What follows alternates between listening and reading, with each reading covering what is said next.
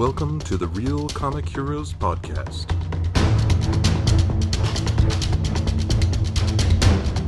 Your adventure into the world of comic book movies starts here. Greetings, citizens, and welcome to another adventure of the Real Comic Heroes Podcast. My name is Travis from Watchmen Minute. And I'm Patrick, here for some hot Dick Tracy talk. The hottest of Dick Tracy talk you'll hear all week. Was there lag in that input, maybe? That sounded weird. Sounded good still? Yeah, you sound fine. Okay. Sounds like you paused a little bit after Dick. Always do. Damn it. Yeah. I had to get it out of the way up front. Right. You know, they only say Dick about 1,000 times in this movie, so. That big yellow elephant in the room. Yeah. Yeah, I didn't realize this was a Disney movie. I didn't either. Yeah, it was one of those kind of weird Disney offshoot sort of. Yeah. Whatever their side company was at the time. Touchstone? Yeah. Okay. Yeah, it threw me off. Yeah, I didn't realize. I've forgotten or. I forgot this was a Warren Beatty film. Like, I forgot that he directed it.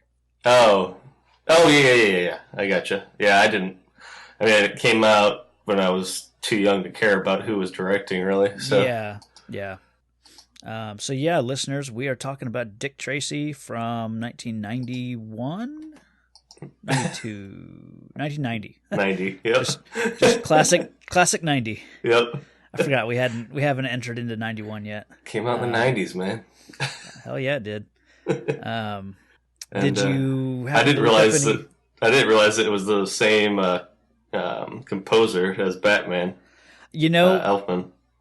Right at the start of it, I guessed it, and once it popped up a few seconds later in the credits, I was not surprised to see that it was Danny Elfman doing the music. But I didn't know that.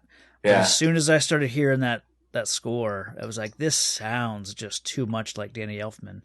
I only think he works with what's his face, Tim Burton. Yeah, Tim Burton. Yeah. I'm excited to talk about this one. Did you find any taglines? Oh yeah, I can shoot through some taglines for you. Every movie's got a tagline. Yeah. And Disney is no different. I think I know one of them. Oh, okay. Well, there's only two, so. Okay. There's their turf, their game, their rules. They don't count on his law. And then I'm on my way. Yeah, that's the one I knew. I didn't know if it was I'm on my way or he's on his way, but oh yeah, I figured it was something like that. Yeah. I don't mind that first one. It could kind of apply to just about anything. Like, you could slap that on a Judge Dredd poster. I'm sure it would equally, fit. But yeah, I had that in my notes that Judge Dredd ripped this movie off because they were talking about I am the law. Yeah. I was like, hey, that was Sylvester's line. What the hell? Yeah. You got any history with Dick Tracy? Yeah, it's probably one of the first, probably one of the first big marketing campaigns I remember. Okay. Mainly because I felt like I knew like a ton about his watch from Happy Meal commercials. Yeah. And I remember it seeming like a big deal and it being like everywhere. Like, it was insane how much advertising went into this movie. I didn't really remember the movie that well because I probably haven't seen it since. Yeah. I knew Madonna was in it, and it was very music video like. I remember a lot of singing. Oh yeah. And I wasn't disappointed. But I remember thinking it's like old time like gangster meets like Beetlejuice. Okay. And I think I thought that because of the weird character makeup for the villains. Oh sure. And I just lumped that in with Beetlejuice with the scene where they, grotesque their faces and stuff. Yeah. But overall it sort of came and went for me, but I do remember like the crazy amount of marketing that went around it. Sure. And I wanted that watch, damn it. Yeah, everyone did. How about you?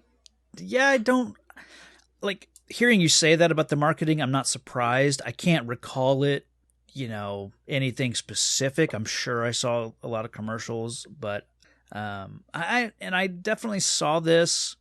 I would think on VHS, just as a family movie watch sort of thing. I'm sure I did too. And I've watched it one other time, I think, like sometime maybe 10 years ago ish, maybe within the last 10 years, but not even. I don't have a lot of history with this movie or the character. I've never read any Dick Tracy old comic strips or anything like that.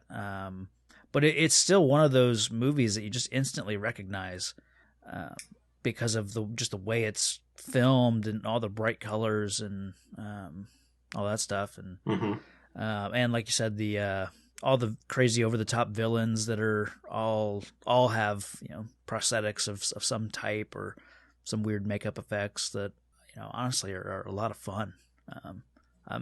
Like I said, I'm excited to talk about this one. I remembered the Madonna thing, and I remembered the twist, that sort of thing. I remembered that, so that wasn't a surprise going into it. But I forgot about Al Pacino being in this. I forgot he was Big Boy Caprice. And several other a lot of the other character actors. Yeah, I completely forgot about. And Dick Van Dyke and Mumbles and Jimmy Caan is one of the kind of a cameo, kind of a guest appearance, I would say, just a minor thing that he pops up. But yeah, I had a lot of fun with all the characters. But I guess to kind of jump right into it in the Act 1 here, which I guess we didn't really even talk about where the act breaks are, but yeah. The use of color in this and in this opening scene, I was just really struck by it. They do this really cool shot where they pan up and away from Dick's window, because I think it starts with him getting the call, right? Yeah. And so you pan up and away from his window, and then it goes out over this miniature city that it had this CGI look to it. Because it's so vibrant and everything. And then I'm sure it was just miniatures, a mix of miniatures and paintings, I'm sure. Oh yeah, matte paintings were spot on. I knew it wasn't real, but I didn't care. Yeah. It just has that look where you can tell, I think we're kind of making the same point. It looks fake, but it works for this stylization that just blew me away. I had no idea what to expect as far as that goes. Yeah, it kind of reminds me of Sin City a little bit. Yeah. I think if you made this movie now, it would be Sin City, and it would still work, I think, really well, especially with the pops of color, his yellow and red tie, and give every villain, give them a signature color. I think it would work really well. A lot of primary colors going on here. Oh yeah, the use of the red, yellow, and green, were ever present throughout the whole movie, just used really effectively, I thought. Yeah, I literally had the same note as my first note.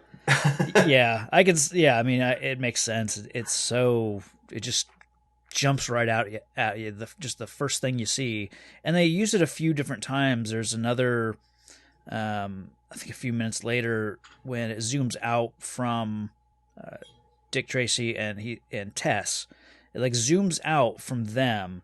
And then it pans across the city and then zooms into a nightclub, which is just fantastic. The way it pulls out of one building and then you can tell transitions into the matte paintings and stuff, and then zooms into another live action scene, which I don't know if I've ever seen that really done. If I have, not done as well as this. Yeah. Just the way they're able to pull out from one live action, I keep thinking about this movie like it's a stage play. So it's like you're looking away from one stage set up, and you look over to another, and then you zoom in, and it just was awesome. Yeah, because there's a few stories going on, so it kind of gives you like a little. It almost literally breaks the movie to show you what else is going on. Yeah. Like it's not a smooth transition, like just from a visual standpoint, but it's weirdly fun, kind of like you're flipping a page in a comic book. Yeah. Because you get to see the next step, and you physically do that.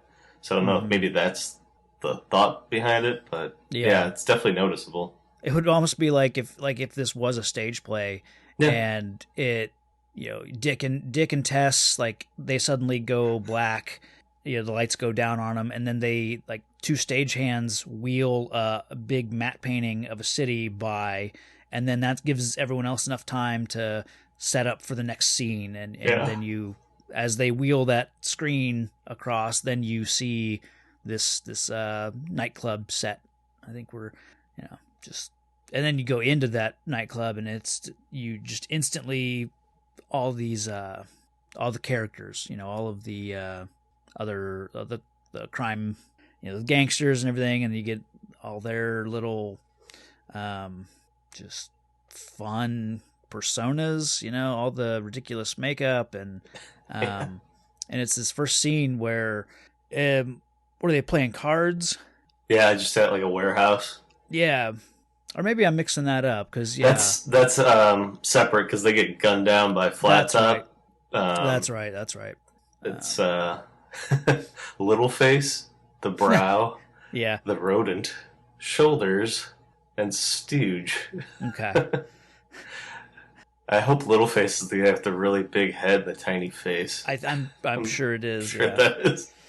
That's right, because Flat Top comes in, guns everyone down, and then Big Boy says, hey, this is mine now. Something like that. Yeah. And the little kid sees him. I guess. That's right. But then, it smash cuts to the club with Lips, or whatever his name is. Yeah.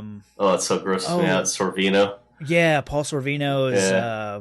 what is his name? I think it's Lips, right? Yeah, Lips. Just Lips. Okay. Manless, Okay. I was thinking like Fish Lips or something. I was thinking there was something else besides Lips, but yeah, it's Lips. You're sucking down those oysters. Oh, man. It's so gross. There's just so many character actors, and this movie's just so jam-packed, and I'm convinced that we get James Tolkien as numbers, and of course James Tolkien, Strickland from Back to the Future, and Master of the Universe, and I see him playing this part, and all I can think of is, you couldn't get Robert Duvall from Godfather, because he's kind of playing that same role of Pacino's consigliere. That I kind of wish it was Robert Duvall, but I don't mind James Tolkien in that role, but I kind of feel like that's who they wanted. At a certain point, I noticed Kathy Bates is like the stenographer. I didn't even catch that. Yeah, and just very briefly, like. Yeah, I remember the stenographer during the Mumbles sequence. Yeah. And I do like the way that you kind of get this first scene in the club, and they play it like a solid gangster movie. Just there's the idea of warring crime bosses mixed with this, noir detective thriller that they've just flooded with color, which, I'm going to keep talking about just how surprised or how well the color works in this movie, but let's see. So, with the gun down scene? Yeah. And the cops call Tracy to let him know. Okay. Did you find it odd that they couldn't ID them? I mean, how many freaks are walking around the city that look like that? Yeah, no kidding. Hey, there's a guy here with a little face. I don't know. He doesn't have an ID. Is this little face or is this this big head, tiny face? Yeah. There's just I literally it took me out of the movie when he said that. I was like, wait, what? That's funny. I didn't even think about that. Took their IDs. How are we supposed to figure this out? The worst cops ever. No wonder he's the greatest detective. Right. It probably doesn't take a whole lot to say, maybe this one's big face. Good Lord. We've got when does the kid meet up with Dick? At the diner. He runs out of the diner. Oh, that's right. That's right. The guy's like, "Stop that kid! He stole something." Yeah. I like the "When do we eat" montage. When because it's kind of like they're forcing this movie to be a family picture, and at a certain point it's kind of like what does this movie want to be? Is it a family movie with some romance? Is it, this crime noir thriller? Is it like there's some sexy stuff that we get later with, him and Dick and see-through what? Yeah. Maybe that's a product of HD, but I could totally see everything. Yeah, I think you're right. I think they weren't expecting it to ever really be in HD quality, because that would not fly in a Disney-produced movie today. That you can see I'm kind of everything that surprised Madonna it hasn't been edited by Disney. Yeah. Because they've obviously rendered it HD, and it's pretty obvious. Yeah, because I don't know. I know we both rented this movie because neither of us owned it. I rented it through iTunes. So yeah, it was full HD. Very high quality. It looked great. Quality wise. Yes, it did. I'm curious what this movie is rated. I would assume PG-13. Probably not even. No, it's just PG. Yeah. So yeah, Simpler that's times. Yeah. It just certain times, it's like this movie doesn't know quite what its audience is, but I guess predominantly it's playing for, for families.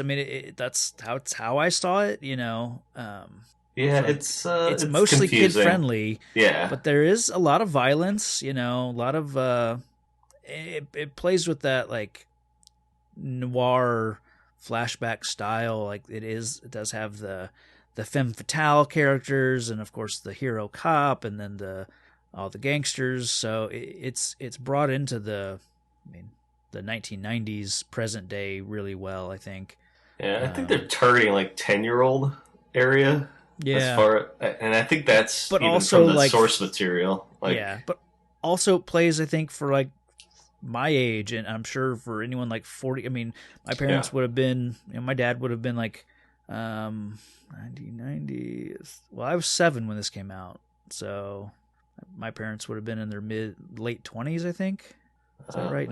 No, early 30s. I don't know, but I know my dad liked this movie when we watched it, so it plays for a nice broad, audience, I think. Yeah, I think the material itself is for a 10-year-old, but older folks get into it because it maybe reminded them of being a kid.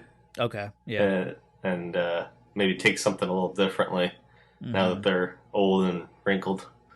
Yeah.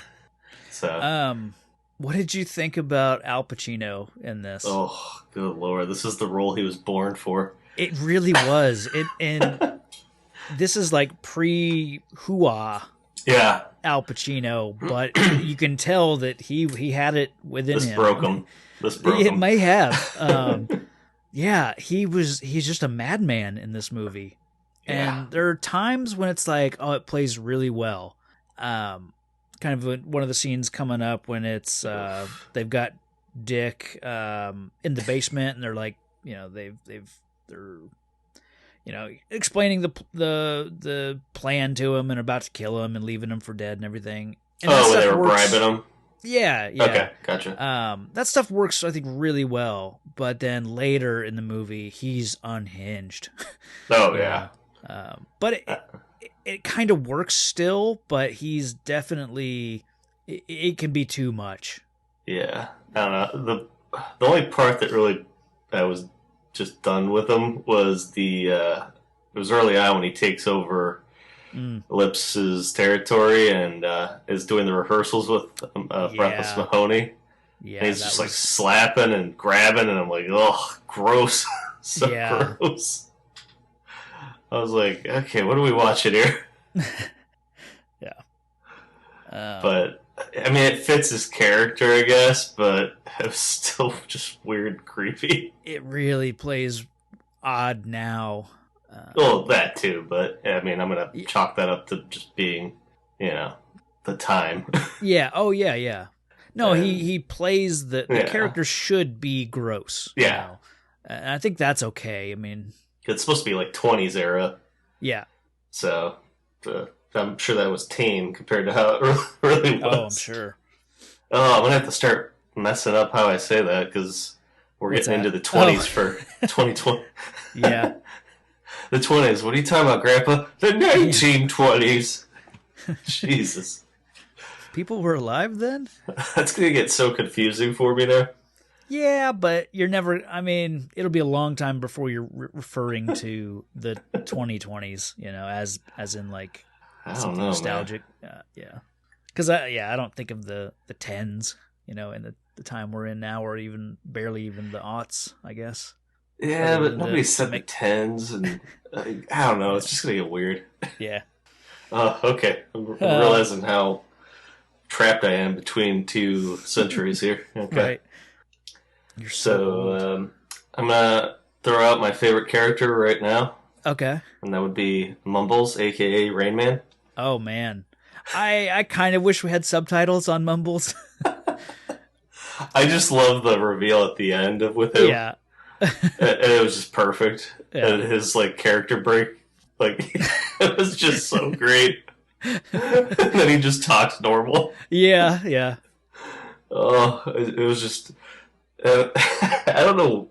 Maybe this is in the comic strip, but when they were torturing him with hot light, and then Dick Tracy got some water out of a bear's dick. Yeah. I was like, wait, did I just see what I saw? What's going on? Yeah. Yeah, Mumbles is a weird character, and it's so strange to think. And I can't figure him out throughout the movie. It's almost like he's eavesdropping and trying to double cross just the way he's acting throughout. Yeah. Yeah, he's always out off in the shadows. Yeah. And you can tell he's observing things with it seems like he's got motive to I'm going to tell Dick about this later, but then when he's being interrogated, he doesn't want to give up the information, but he's a weird character. Yeah. I think I mentioned just being surprised that Dick Van Dyke is in this movie, and then finding out that he's on the take is not a shock, but I kind of like it, That's just after. That was just after we see the kid save Tracy in that basement when after the bribe scene. There's I noted another gorgeous matte painting sequence. It's at the train yard. Oh, yeah. Well, that's when the kid runs away from Tracy the first time. Yeah, there you go.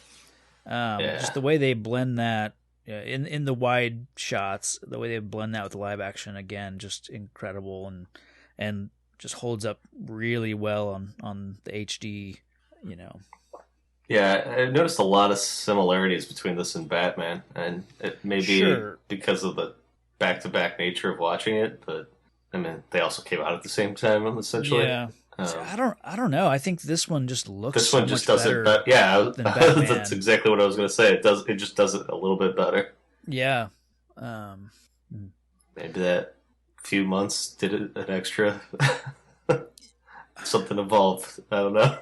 I think when I think of Batman and the big wide shots and everything, it all feels like that big set that they constructed, that big outdoor courtyard kind of thing where you get the big museum and the courthouse steps and the few areas of Gotham City that they built as one big outdoor stage. That's what I think of, and it's all gray and black, and there's obviously just no color there. But here they didn't do the big. I mean, they did have backlot sets. I mean, definitely all the apartment buildings and the main city streets and stuff like that. But I think just the use of color just brightens everything, and because they used a lot more, I think more effectively used matte paintings, and like, yeah, this one just looks so much better than Batman. Yeah, because what I'm thinking is that church tower scene. Yeah, I had a note about that one.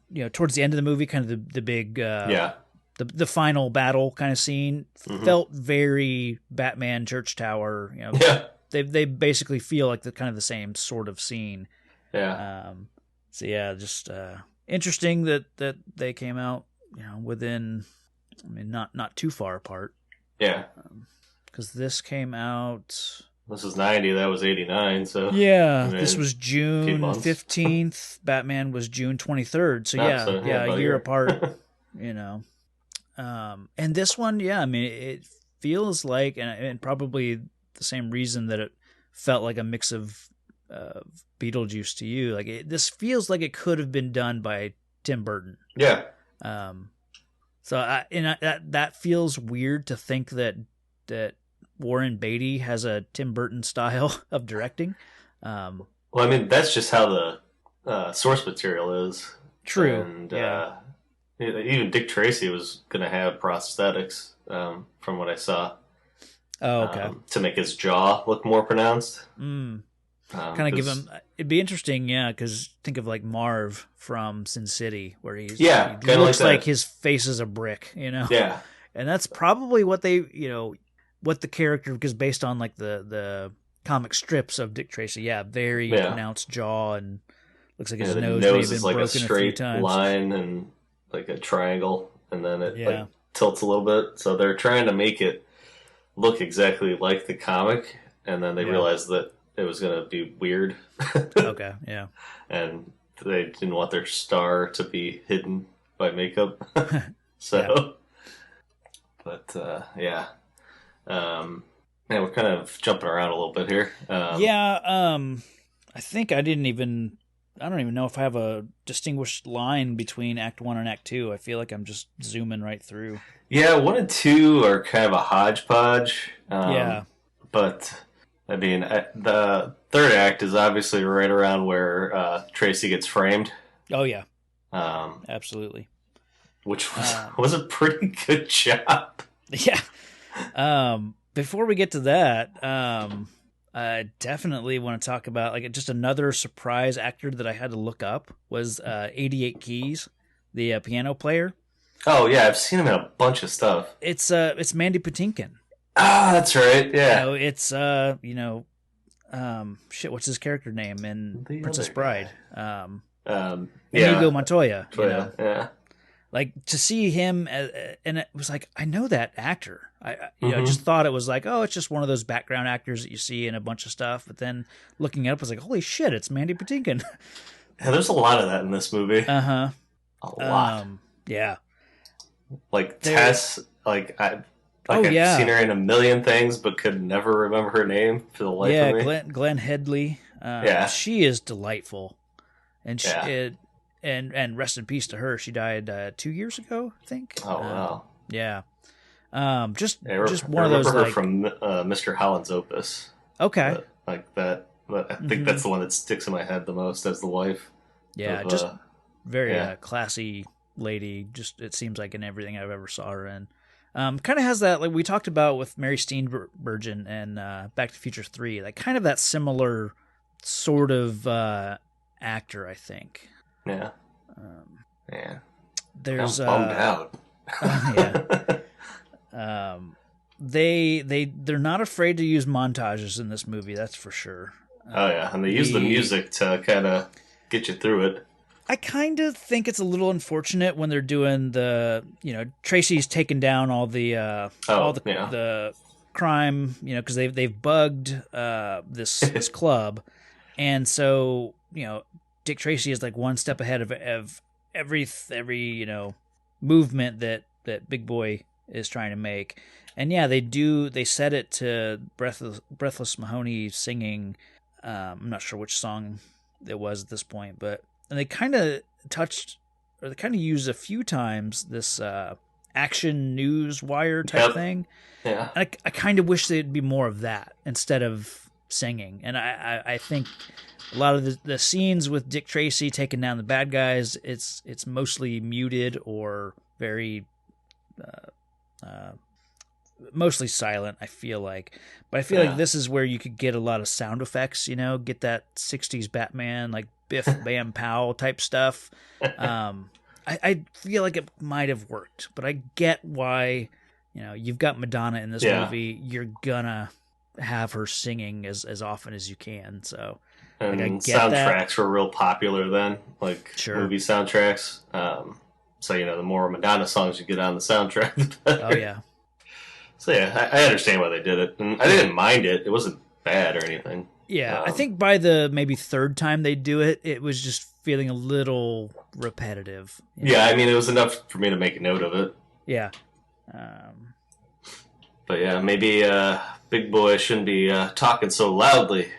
Have a harder time picking up what he's saying. He should have had Mumbles give out the directions. Right. But, yeah. I thought all that was fun. The guy up in the attic of the club listening in.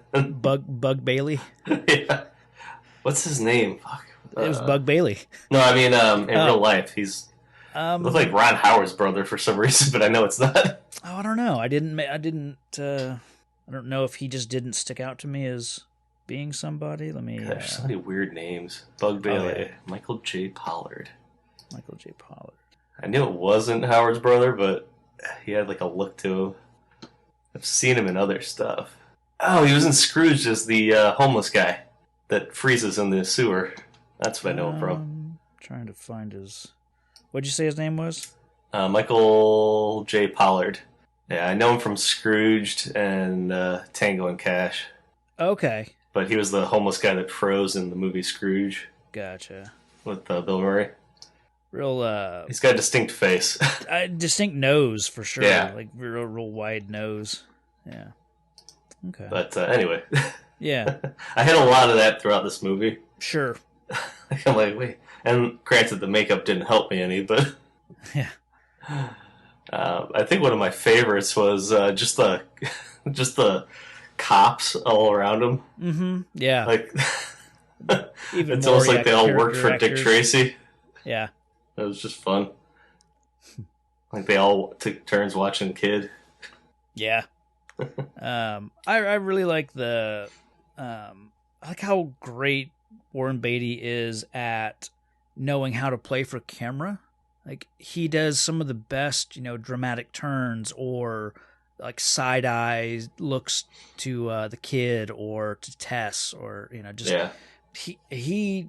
It's weird because like he is a movie star that feels like he should be up there with Cary Grant and Jimmy Stewart, people from that era, which may be why it works so well in this movie because he feels like he's just in that time period.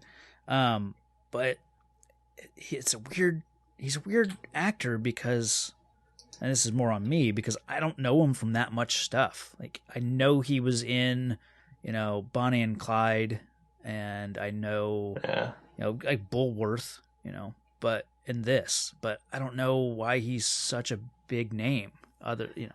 Yeah, he got kind of trapped between film eras, I think. Yeah. Like if you look at like the 60s to like the 90s, it's a weird set of films. Like, yeah, you just got a lot changing and a lot going on. Mm-hmm. I have a tendency to blame Spielberg for the big switch in movies, basically for Jaws, because the sort of quote unquote summer films start kicking in. Okay. More popcorny and action packed effects, and like he always seemed more. What did he come around in the 60s or something? I'm just kind of scrolling through his IMDb because I was curious, like what else, looks like late he 50s. gets his start in the late 50s, Yeah. probably in really small parts, and then works throughout the 60s. Yeah. But honestly, he doesn't have that many movies for somebody No. that's been around that long. Yeah. And that might be the other part of it. He just is more selective. Right. But he just and seems does interesting things. Yeah, yeah. But yeah, that's a weird time to be coming up. Like the 60s to the 90s is just a bizarre era in time. Yeah. Like it's 30 years, but it's a very transformative 30 years. Yeah, yeah. Because you look at 90 to today, and it's honestly, I don't feel that different other than, like the effects process. But okay. I feel like in the 60s, you still had old time movies that weren't fully developed. Sure. But still people going like, see, hey kid, how you doing, doll face?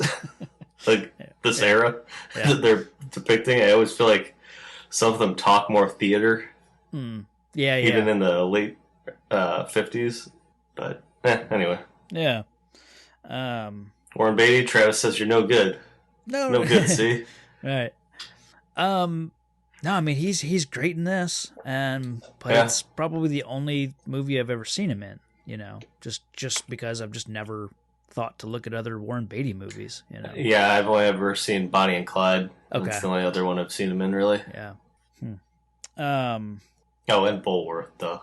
See, I never saw Bulworth, but I mean, I saw the hell out of that music video for Ghetto Superstar. Like, I love that music video. He just picks odd movies, I think. Yeah. Like, I either want to make out with Madonna or I want to make out with Halle Berry. Like, that's what I know about Warren Beatty. So the let's see, we do have the Tess leaving and sad Tracy montage is grumpy sad Tracy. Yeah. And those scenes are really played well when it's the triangle that they're basically wedging into this movie with Tess and Dick and Breathless, but it kind of feels like the love story feels forced because this is a movie with a noir theme. It's like, well, we have to have this femme fatale.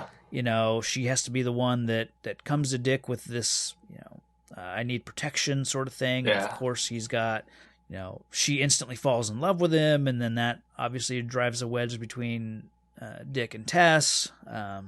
So I get why that is in this movie, because it's meant to feel like those old movies, and that was just kind of a cliche part of those old noir thrillers. But I suppose it works. It's just watching it this time, it was just kind of like, I see what you're doing and it's fine, but it felt just so forced, Well, I kind of like that he's pushing it away, but there's still that part of him that's like, damn. Yeah. Like, I think that's effective still. I mean, I understand why they're doing it, but it's still kind of a fun... I mean, that's how, like, all these things are. It's like, like, my wife watches Lifetime movies, and you know how it's going to go. Right. That she's going to realize that she really loves the guy that was her friend, and then something comes up between them that's going to keep them from getting together right away, and then eventually they'll get back together. So there's a formula, and there's a reason for that. Sure. I mean, people like repetition to an extent, and I think that's what this is. It's just, you wanted a detective movie, you gotta have this. And you say you don't want it, but if we don't put it in there, you're gonna be pissed. That's true. Yeah, maybe that's it. But I didn't mind it. I realized it was a trope. Yeah. And I think they played it as a trope, so the whole movie is. So. Yeah, and they work really well together. All three of, like, in that triangle, I was impressed by Madonna. Really well. Yeah, and she is great. She's good in a couple, like A League of Their Own, this, and Suddenly Seeking Susan or something like that. Or Desperately Seeking Susan. Yeah, that one. I always get it screwed up with some TV show that was like that. I think the TV show was Suddenly Susan. Yeah. With, Brooke Shields. Yeah, that's it. And then Desperately Seeking Susan. I think this and League of Their Own might. Oh, and she had a small part in one of the Pierce Brosnan Bond movies, but. Because there are other big ones at Vita, but I never really saw that. Same here, yeah. I'm sure it was pretty good. I remember a lot of talk about it. She won an award for it, or I know it was nominated. I did notice that we get a well needed Pacino break, kind of after, like right in around this love triangle kind of scene, and when Tess leaves, because you have, like, in that entire time actually you have Tess returning, but it's the setup for Tracy being framed while the kid is being taken to an orphanage. Then you have the DA, who is Dick Van Dyke. He gets killed, in quotes, by Tracy, which is a really good frame up. And I guess, to back up a little bit, we do have the emergence of this No Face, kind of like a phantasm character, this mystery character, which I wonder, like, because I know the twist, I don't know if that plays as a surprise if this is your first time through it, or I think it would. I remember being thrown off by that, because I think that's part of what they do really well with the music montages. Oh, you think Madonna's singing on stage because she's singing in the movie, but she's really not there. She's doing her faceless thing. Sure. So good I think, use of, like, they're bending the time a little bit, where the singing montages aren't taking place in real time. Yeah. And it really, it even messed me up. It took me forever to remember the ending. Okay. Like, I figured it out before, but I could see that definitely being a surprise. Yeah. It's a nice framing sequence, with this, trying to remember how it plays out now. They have a meeting between the DA, Dick Van Dyke, and Tracy in some, like, rent by the hour motel kind of thing. Mm-hmm. And then you have Dick had been gassed previously because he was supposed to meet up with Tess in this what do you call it? Greenhouse. Yeah.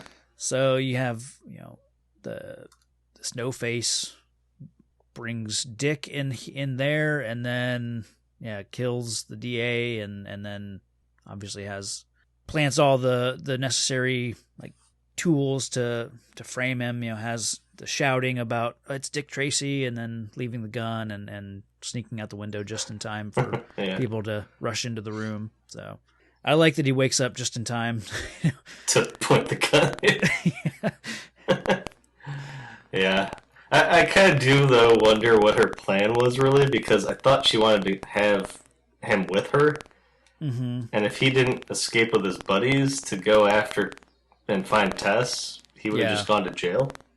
So, right. I don't quite understand that, but maybe she knew that he would be able to do that. Yeah. I don't know.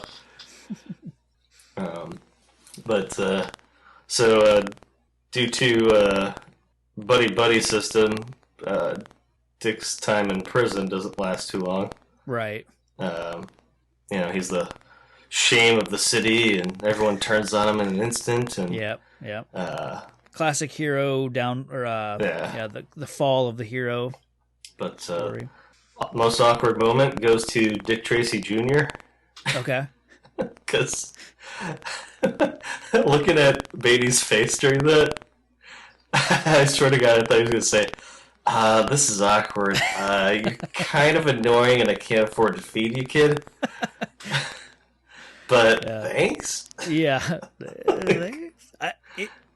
That's funny. I didn't read it that way, but I get going in hot there, kid. I'm just saying. Yeah. I really like the sequences between the kid and Dick. And this is definitely one of them that. He's always hanging out on the back of the car throughout the montage. Yeah. It's pretty awesome. And as, like, child actors go, he is great in this movie. Oh, he's always. As Charlie a kid, he was always Korsmo. good. Yeah. Yeah. He was like the go-to kid. But, like, for this and Hook, I mean, he might have been in a lot more as a kid, but those are definitely the two that I know him from. Hook more so than this one, but yeah, he had a ton of bit parts as, like, the kid to somebody. Okay. But what was I going to say? Oh, Um, yeah, the kid and I realized that I don't know if it was the 20s or 30s whenever this was popular and Batman was popular, but what's with the kids being sidekicks? Like, Well, yeah, that's straight up. I mean, so Batman and weird. Robin. You know, Yeah, detective. I mean, this is very Batman territory. yeah. He's just not a millionaire with fancy Sure, toys. Well, he sure. does have a fancy toy. He's got a gadget. He's got a cell phone. He's got a Yeah. smartwatch. Yeah. So, but I mean, yeah, that whole like kids need someone to relate yeah, to. So like why did they feel that was necessary? Because none of the kids are really big. The Kid and Robin fans. They're Batman and Dick Tracy fans. well, but you want to read a story where it's like, oh, I could be the kid sidekick. I can't be Batman, but I could be Robin. You know, I could be running around having adventures with Batman. You know, that's all it is. I always hated the kids in movies. I was like, what? Yeah. And I don't know. I wanted to be Batman. I didn't want to be. Who wants to be Robin? Well, Patrick, not all of us had, as good of imaginations as you did. Well, I'm just saying. Do I want to be the dude in the full-on bodysuit or the guy in the short shorts? Right. The bright colored Target. Yeah. No joke. And Target, the boy wonder. I mean, at least in Dick Tracy, he's the one wearing the bright yellow jacket. Yeah.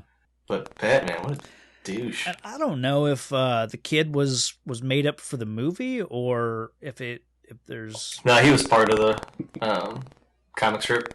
Was he? Yeah. Oh, okay. Yeah. I watched some like behind the scenes stuff with this one, and they mentioned casting him Gotcha. from the comics. I don't think he played quite the role he does in this, but right, I'm sure it's more. he is a character in the books. Right on. But I'd like to give Tess some more love here. Please. I think her and the kid are really good together. Oh yeah. Like the way she's got her eye on him and doesn't totally trust him. Okay. The way that he like sees that and kind of is like, I can respect that. Yeah. And then I think it culminates with her throwing the garbage into the trash can. Uh-huh. And she whips it in there like a boss, and he's just like, oh, damn. Oh, All yeah. I like he's always calling her like dame. Yeah. Oh, she's a good dame. And then with the awkward three-way thing going on where they show up and Breathless is still there. Sure. And he's like, oh, now that's a woman. Right in front of her. I was just like, that's awesome. And he knows what he's doing. Oh, sure. Okay. And it was just perfect. I love those two together. Mm-hmm. I could do with more of their time together than a little less montagey. Yeah. Like, I would have loved to see like more of him like sneaking around and than just kid? like the kid. And maybe her trying to find where he is or something. I don't know. Huh. Yeah. I just really like those two. But Dick's on the case now, coming after Tess. Yeah. Trying to figure it out. Yeah, because that leads to like the New Year's party thing at the club. Yep, everything's turned around for Big Boy. Yeah, and they're making money like crazy. Another montage of that. Thank you. Oh yes. And but you're starting to see the full plan roll out because at this point you're like, okay, they're with Big Boy and against Dick, but now what's going on with Tess here and sending? Like you're trying to piece it together as this is going because you don't quite know what Faceless's plan is. Sure, and it becomes apparent that Big Boy doesn't know that he has her, up in his, I guess, in the attic. So it's nice that, like, in a little while that he realizes, like, I didn't kidnap this broad, and he starts freaking out and everything. Pacino arrives. Oh man, he sure does. Oh man. I'd like to. It's almost too much happening at once. Like It's chaos. Yeah, because like I kind of quickly wrote down, you've got this fake kidnapping thing. Dick Tracy arrives on the scene. You still got Breathless singing, and then cops come in. You've got the gangsters that are like arming themselves and like they're fleeing and taking off, and then the big firefight outside with the cops and explosions all over the place, and then you got Caprice, Big Boy Caprice, dragging Tess everywhere. So it's almost just like too hectic, just too much going on. But some of it I really, really like. Yeah, no, it does. There's reason for it. Yeah, I mean, lots going down. Everything's falling apart. Yeah. I will say that the room that Tess is kept in is bizarre. Yeah. It's got a vault door, but a sunlight at the roof. Yeah. So easily gain access. But weird. I did enjoy how he MacGyvered his way out of the room with a seesaw. That was fun. Yeah. It was just like, oh, wow, big boy, you gotta rethink your security plans here. Mm-hmm. That's probably the one thing that doesn't hold up in the movie. Just either the stunt of it or just the concept of it. I'm gonna stand on this board and then you're gonna jump down and spring me up and out to the roof. That just That's science, baby. Yeah. The hero entrance is nice when he jumps into the space, jumping through the glass and everything. That works. And R.I.P. to Flat Top. He eats it in the firefight. Sure does. A lot of big boys, just nameless, faceless sort of gangsters get taken out by the cops, and it was kind of a cool scene. It really kind of is. Yeah, all the explosions and fire and a lot of bullets. Oh yes, but just big boy dragging Tess through that club, like it's everywhere he turns, like he either can't get out this way, so he'll go that way, and then he tries to take her out with the cars, and then that doesn't work, so he takes her to the secret like wine cellar sort of thing. Yeah, tracks or whatever from the I thought that was kind of cool. Yeah. The bootlegging tunnels. Mm-hmm.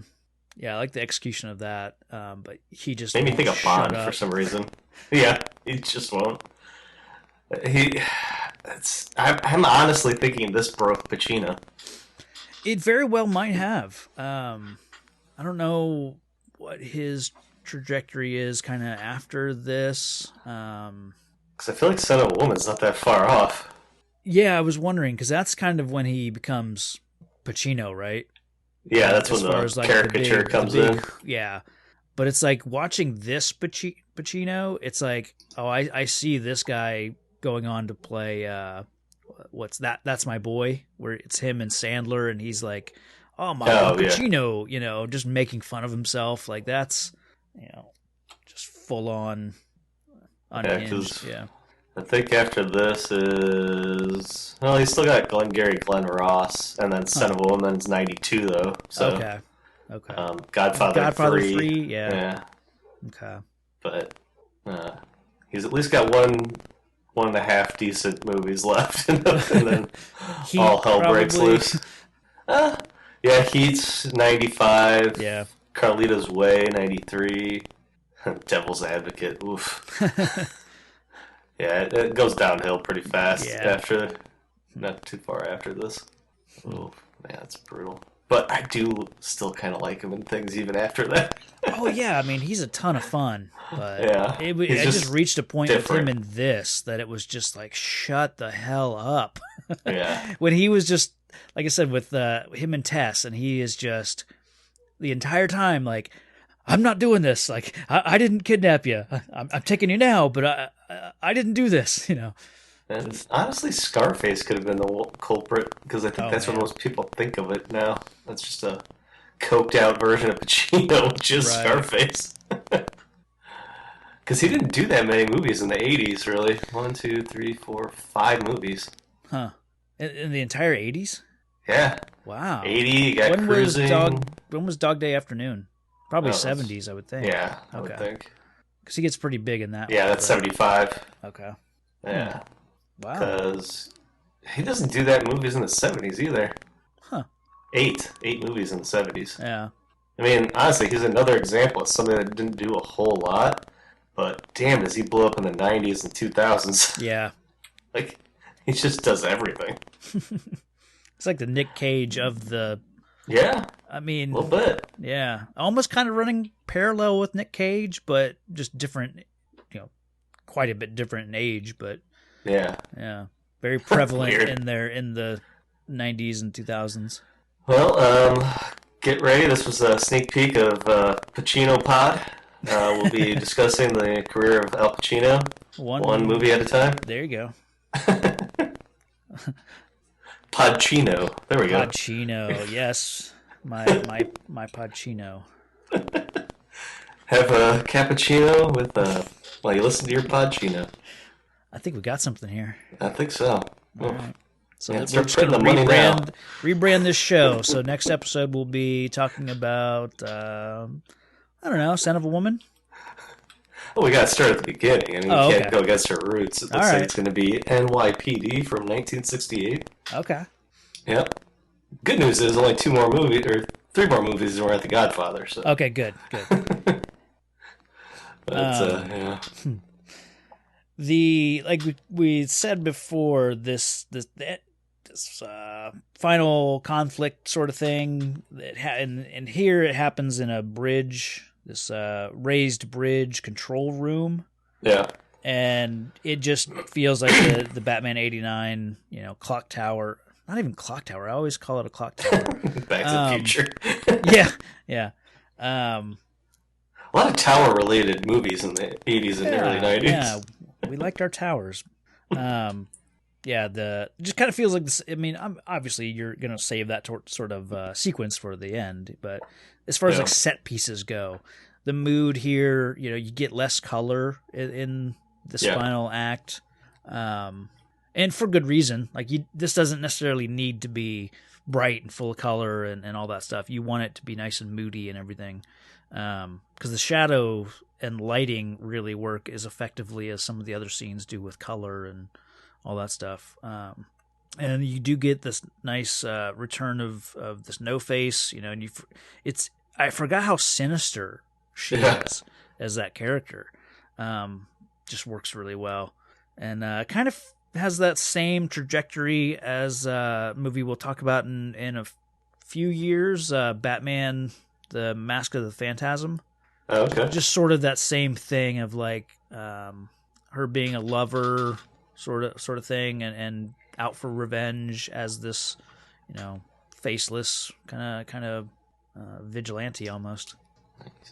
And I love the line she gives to Big Boy.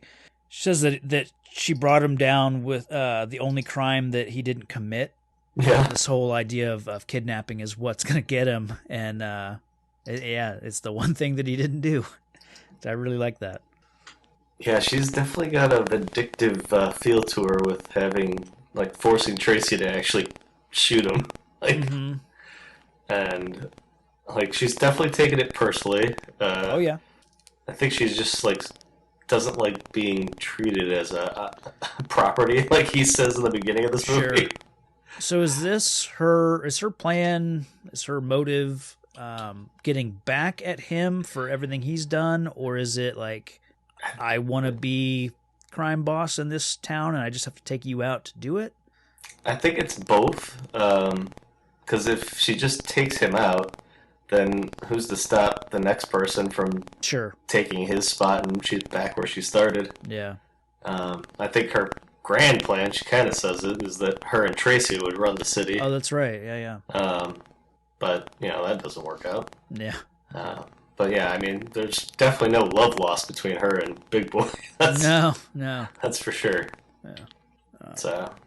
It's a good finale as far as like the danger that's set up in this this control room with all the big gears and stuff with Tess and everything. It plays out nicely, I think, with just everything trying to keep her from getting crushed and Dick having to take on basically both Big Boy and No Face. Works really well. But I like that it ultimately they have that kind of final moment together before she dies. I like that. Don't really have that much else. I mean, we get a nice diner like epilogue for the movie, and of course this the proposal from Dick to Tess, and it's like I don't really have time. I can't be bothered to propose to you now, so here you have this. Throws the ring at her. Yeah. There's crime to stop. That's true. Yeah. She knows what she's signing up for. Yeah. Yeah. I mean, all in all, I mean, it was fun. It was, yeah. I mean, we blasted through this, talking about it, but I think it's because there wasn't a lot to... A lot of montages. A lot of montages. Could do with a little bit less of that. Probably at least 30 minutes worth. Yeah. It's crazy. Probably 20 at least, because there's probably four songs. Probably four songs worth that are maybe, 4 to 5 minutes each. But yeah, their own music videos, each one of them. Yeah, that's funny. But yeah, I mean, I definitely we want to do. If you're ready, most heroic and most villainous, and then our ratings for this one. But sure. Hey, you want to start us off with heroic? Yeah, go with heroic. I think the kid saving Dick. In that basement. Mine. Oh, did I? No, go with it. Yeah. I got a backup. Okay, cool. Yeah. The kid saving Dick from the this boiler room thing that's about to explode in the basement, and I like it especially because like Dick doesn't have that much time left, and he busts in the window, gets into the room, and Dick is telling him like, get out of here, kid. There's not enough time, but he persists, and helps him out of this jam that I really liked. Gotcha. Yeah, I mean, that's just classic boy wonder right there. Yeah. But I'm going to go with a runner-up option here. Basically the scene where Dick Tracy and the kid kind of meet up, and he essentially gets him out of that situation with that older guy that's kind of his caregiver at the junkyard or whatever it is. Yeah, I forgot about that. That is a great scene. Yeah. Go ahead. And he kind of, questions what's going on here and gets the kid out of a bad situation and forms a heroic friendship. What I really like about that scene is when it pulls back. Yeah. And it's a total stage performance because you've got like inside the shack, you've got him, Dick's working the guy over, punching him, and then it pulls out and you see outside, and the shack is just, you can tell the walls are like on hinges and it's just rocking back and forth, but it's cartoony, but it works really, really well. Just to give that idea of exaggerated action that's going on inside that shack. I'm glad you brought that up because I had forgotten about that. Yeah, it's almost like a person doghouse. It's so ramshackled and half-assed, and just shows what he's come from. That's not even his house. That's the guy that is like in charge of his thievery. Yeah, like if that's what he's got, the kid's got absolutely. He's like living in a dumpster. Like. Yeah. Ugh. But yeah, I just like that. It just seemed like a heroic kind of moment where he starts beating the crap out of the guy. Yeah. He puts 2 and 2 together, kind of. Yeah. I kind of struggled with villainous because... Oh, I got mine easy. Okay, please, go ahead and do yours, because... It's Big Boy doing lips in with the cement coffin, basically. Yeah. I just, like, you could see Lips had heard about it. He knew what it was. He was begging not to have that done to him. He's, like, just put into this giant, like, crate, and his head's sticking out, but then it's getting covered by cement at the same time, and then they don't fill it all the way, just enough to hit optimal sinking, and then they just drop him into the or for wherever. Yeah. It was just a cold-blooded way to start it and let you know, okay, he's efficient and he means business. Yeah. That's pretty good. So, Um, that montage, I guess it's montage, or maybe not even the montage. it probably is. It probably is. When Big Boy is being gross in the club and like just that him dancing and singing along with the showgirls and all the groping, like it's so like it's weird because like you're this crime boss. Why do you care about being the stage director, of this like performance? He's got a backstory where he didn't get the starring role back in high school. He just wanted to be in show business. Yeah. Honestly, that's what I got from it. Like, he was just really into it. Yeah. Or he's a control freak, one of the two. That could be, yeah. But yeah, I agree. It's not. I don't know if it's villainous. It's more lecherous. It's yeah. I think that's what's putting it over the top. Yeah. Okay. Cool. Yeah. You want to rate it? All right. I'm gonna go 4.5. Wow. I really liked it. It's by no means perfect, but I kind of knock it because I also think it's the reason we get more comic booky with the movies going forward. Okay. With the exaggerated colors and things like that, but it's great to look at. Mm-hmm. The acting is insane. I enjoyed being like, oh wait, is that who? Oh yeah, awesome. Yeah. Like, it's got some rewatchability to it, but maybe just not as frequent as other movies. Okay. I could see watching it, once every few years. I think my only hesitation from buying it versus renting it is I feel like iTunes had it for like not $20, but like more than seemed. Yeah. Right. Renting it I think for it's like $16.99 or something on like the that platform I was looking at. Yeah. And if I would have paid that and then watched it, I probably wouldn't have been upset by paying that much. Yeah.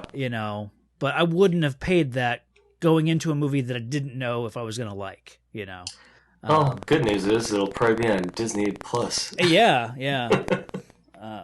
Sorry, if you were still going. Yeah. Okay. Yeah, I'm I think I'd put it at a 4. Okay.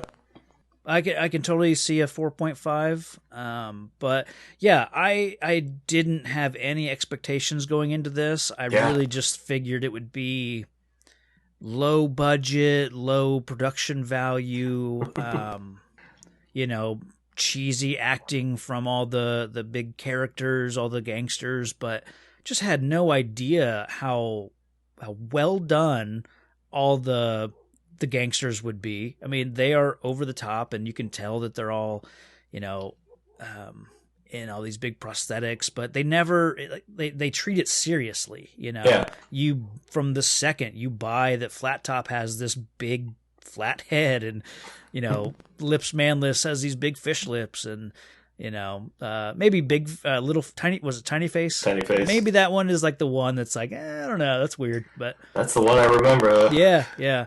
But they play it like they have confidence in it, They throw it on the screen and it totally works. And I was blown away again by the color, the use of color, the use of those matte paintings for the city, and what I think may have been some miniature work for like the cityscapes when they were zooming out and stuff, and just blown away by how good this movie looks.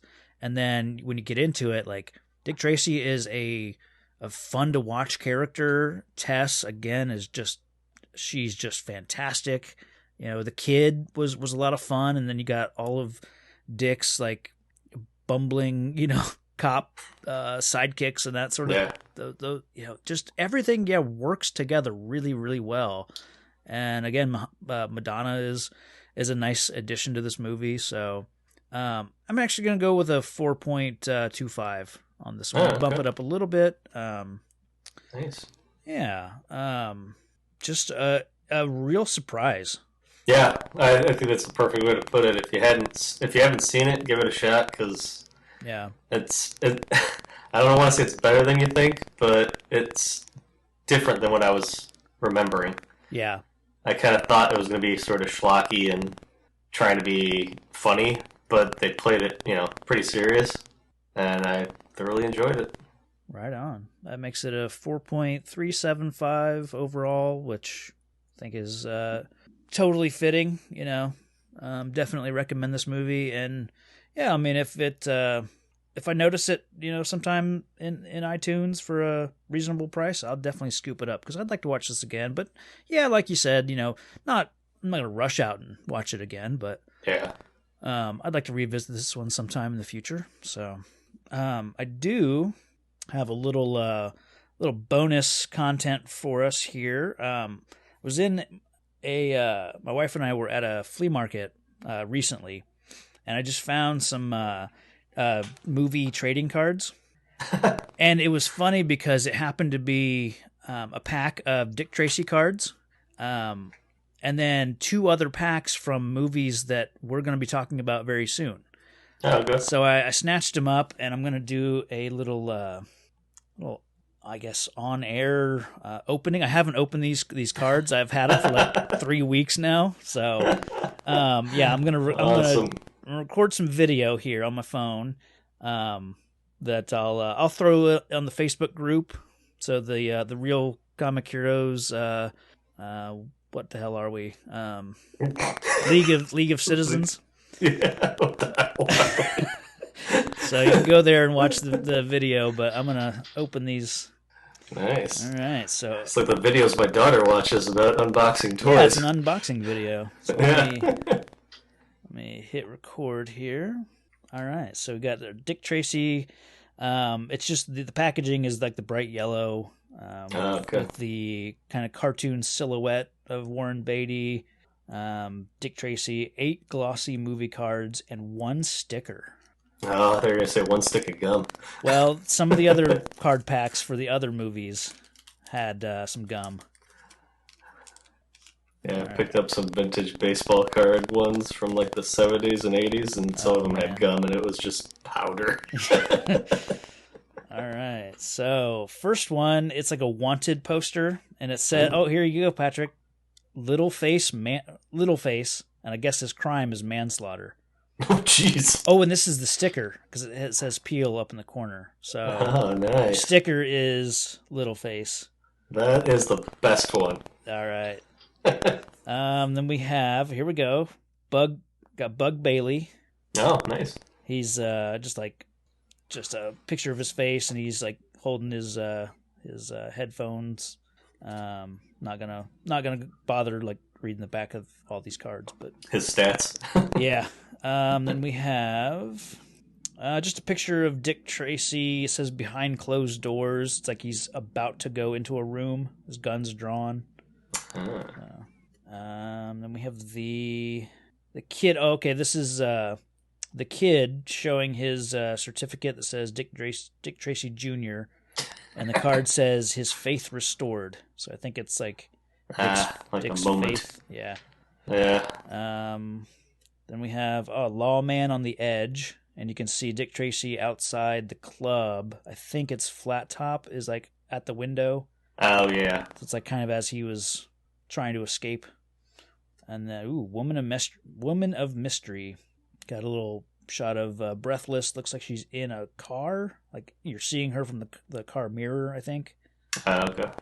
Then we have Honest Cop in the Slammer. It's just a picture of Dick like laying on his cot. So there's a lot of shadows of the prison bars.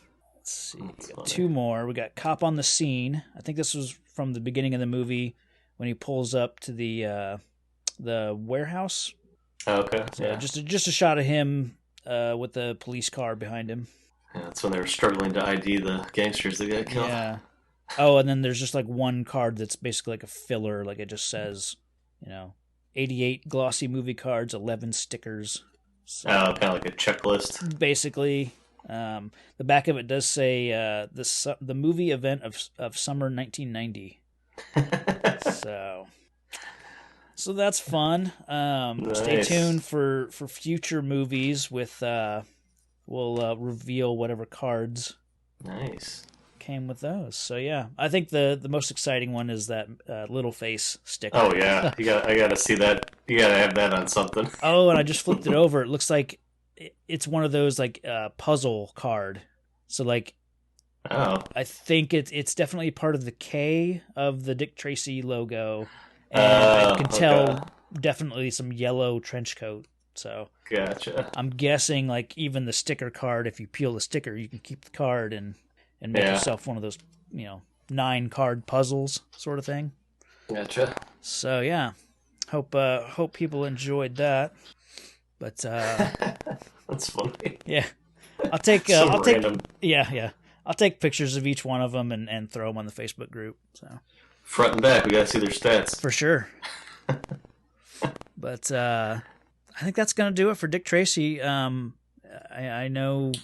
I mean, I'm just so pleased with how much fun that movie was, and how. Yeah. Honestly, I'm glad that you had fun with it too. I kind of figured you'd enjoy it, but I was like, I didn't know if how well it would play for you. So. Yeah, it was fun. Yeah. It's a pleasant surprise, we'll say. Yeah, I'm sure our next movie is going to be just as fun. Yeah, it's gonna give us a tale about how drugs are bad. And RoboCop 2. That's right. Return to the streets. It doesn't have a subtitle, does it? No. Okay. I was like, that almost seems apt, but yeah, no. So yeah. I just remember it having to do with drugs that make you kind of crazy. Okay. Yeah. Because the bad guy turns into an artificial intelligence robot. Oh man. Thing or something, or his brain gets implanted into a like kind of RoboCop style. Okay. But yeah, we'll get to it. Yeah, I got bits and pieces of it. It's been a while. If I've seen it once, I'll probably be surprised by a lot of it because I don't know. It was the last one I watched. Okay, I didn't watch 3. I don't know if I've seen it or not, so yeah, it'll probably be a first watch for me. Yeah, I've definitely seen it, but I know I stopped watching after this one. Sure. So I didn't see 3. So that's either because 3 was so low budget or 2 was so bad that I didn't want to bother with 3. So we'll find out which. Well, and 3 came out in 93, so there's probably enough other stuff, at that point in your life where it was like you probably weren't either aware of a RoboCop 3 or like interested at all. So Jurassic Park or RoboCop 3?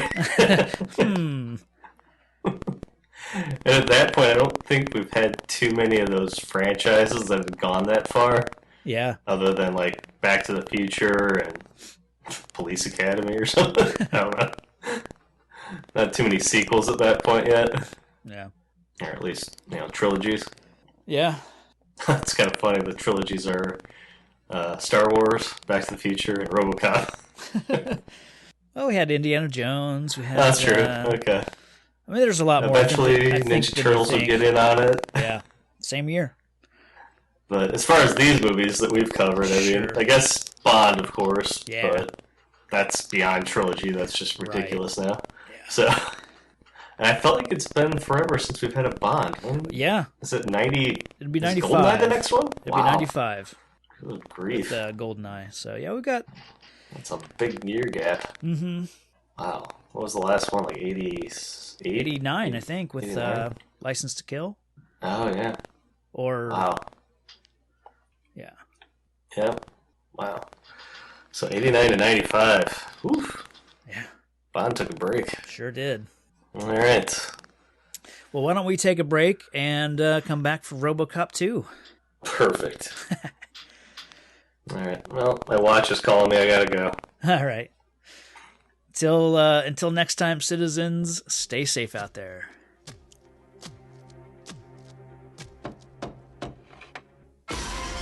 About a year ago, we gave this city RoboCop.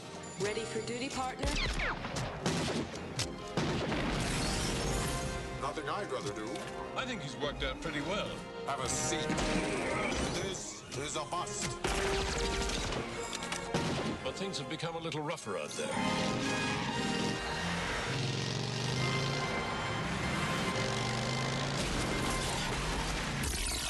This unit needs millions of dollars in parts.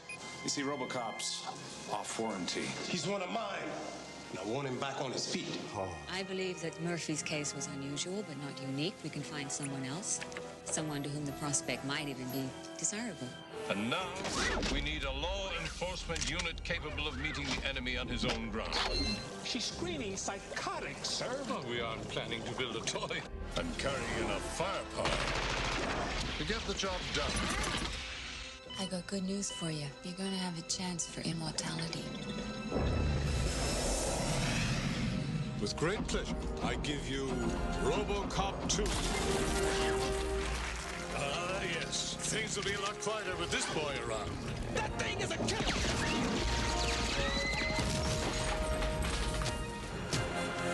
Kane! Let's step outside. You're obsolete!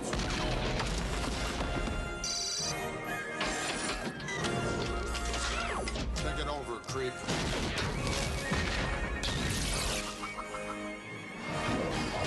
Behave yourselves!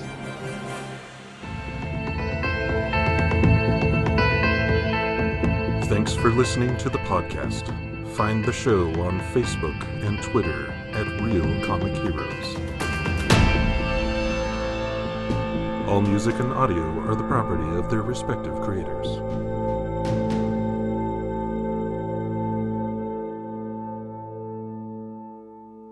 Hooah!